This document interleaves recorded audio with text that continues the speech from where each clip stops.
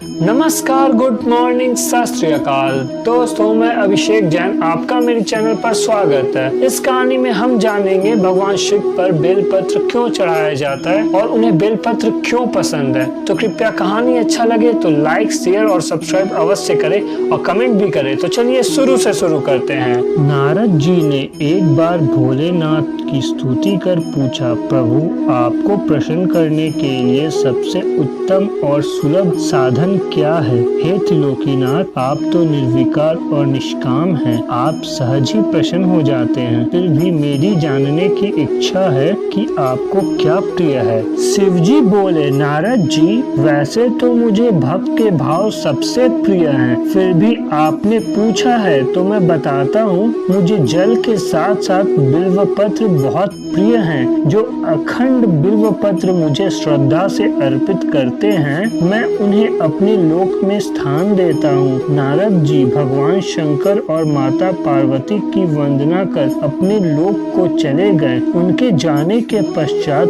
पार्वती जी ने शिवजी से पूछा, हे प्रभु, मेरी यह जानने की बड़ी उत्कष्ट इच्छा हो रही है कि आपको बेलपत्र इतने प्रिय क्यों है। कृपा करके मेरी जिज्ञासा शांत करें। शिवजी बोले, हे शिवे, बिल्व के पत्ते मेरी जटा के समान है। उसका त्रिपत्र यानी 3 पत्ते ऋग्वेद, यजुर्वेद और सामवेद हैं। शाखाएं समेत शास्त्र का स्वरूप है। बिल्व वृक्ष को आप पृथ्वी का कल्प वृक्ष समझें, जो ब्रह्मा, विष्णु और शिव स्वरूप है। हे पार्वती, स्वयं महालक्ष्मी ने शैल पर्वत पर बिल्व वृक्ष रूप में जन्म लिया था। इस कारण भी बेल का वृक्ष मेरे लिए अति प्रिय है। महालक्ष्मी ने बिल्व का रूप धरा। यह सुनकर पार्वती जी कौतूहल में पड़ गई। पार्वती जी कौतूहल से उपजी जिज्ञासा को रोक न पाई। उन्होंने पूछा, देवी लक्ष्मी ने आखिर बिल्व वृक्ष का रूप क्यों लिया? आप यह कथा विस्तार से कहें। भोलेनाथ ने देवी पार्वती को कथा सुनानी शुरू की। हे देवी, सतयुग में ज्योति रूप में मेरे अंश का रामेश्वर लिंग था। ब्रह्मा आदि देवों ने उसका विधिवत पूजन अर्चन किया था। इसका परिणाम यह हुआ कि मेरे अनुग्रह से वाणी देवी सबकी प्रिय हो गई। वह भगवान विष्णु को सतत प्रिय हो गई। मेरे प्रभाव से भगवान केशव के मन में वाग देवी के लिए जितनी प्रीति उपजी हुई, वह स्वयं लक्ष्मी को नहीं भाई।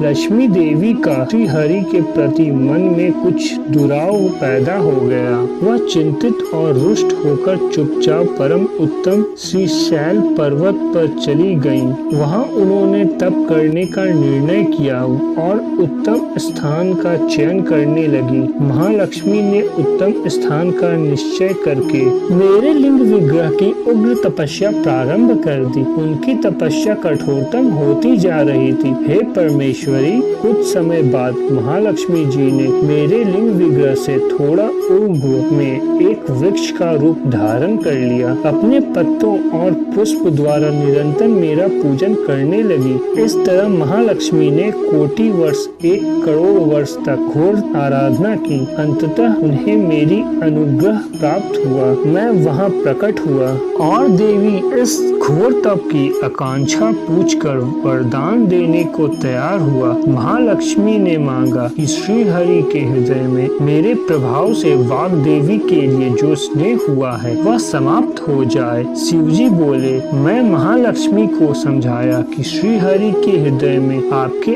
अतिरिक्त किसी और के लिए कोई प्रेम नहीं है। वाग देवी के प्रति उनका प्रेम नहीं अपितु श्रद्धा है। यह सुनकर लक्ष्मी जी प्रसन्न हो गयी और पुनः श्री विष्णु के हृदय में स्थित होकर निरंतर उनके साथ विहार करने लगी। हे पार्वती, महालक्ष्मी के हृदय का एक बड़ा विकार इस प्रकार दूर हुआ था। इस कारण हरि प्रिया उसी वृक्ष रूप में सर्वदा अतिशय भक्ति से भरकर यत्न पूर्वक मेरी पूजा करने लगी। हे पार्वती, इसी कारण बिल्व का वृक्ष, उसके पत्ते, फल फूल आदि मुझे बहुत प्रिय हैं। मैं निर्जन स्थान में बिल्व वृक्ष का आश्रय लेकर रहता हूँ। अगर आपको यह कहानी अच्छी लगी तो कृपया लाइक, शेयर, सब्सक्राइब अवश्य करें। फिर मिलेंगे नेक्स्ट वीडियो में। तब तक के लिए बाय बाय, धन्यवाद, गुड नाइट, राधे राधे।